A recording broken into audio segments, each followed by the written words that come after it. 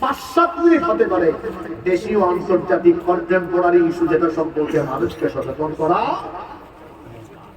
রুহানিয়ত ফিরিয়ে আনা। 10টা পয়েন্ট বললাম। আচ্ছা যাই হোক, এই ভাই তো অনেকগুলো বলতে পেরেছেন আলহামদুলিল্লাহ।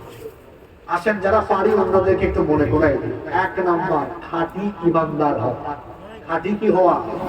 এই পয়েন্টে অনেক কিছু বলেছি, জানি না কে কে মনে রাখছেন। 2 নাম্বার বলেছি আল্লাহ তাআলাকে কি দেওয়া?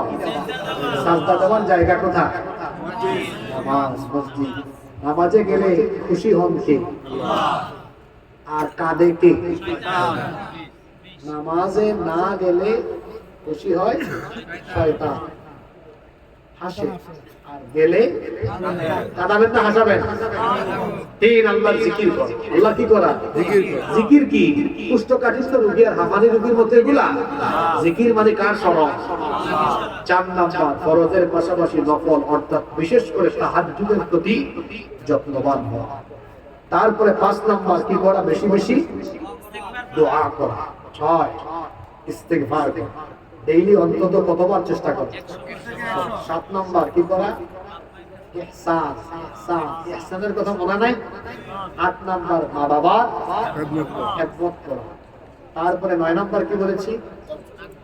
উত্তম চরিত্রবান। 10 নাম্বার। এখন কে বলতে পারে? এটাও সুযোগ ছিল, এটাও সুযোগ ছিল, এটাও সুযোগ ছিল, পারলেন না। তাহলে আজকে আর কুমিল্লায় পুরস্কার দেওয়া গেল না। কিন্তু ওই দিন কোথায় জানি এমন পুরস্কার নিয়ে কারাকারি হয়েছে, প্রশ্ন উত্তর পূর্ব প্রায় 15-20 মিনিট, মানে এমন কন্টেস্ট। পাবনা মনে করছে, পাবনা ইউনিভার্সিটি এক গ্রুপ ছেলে আসছিল। মানে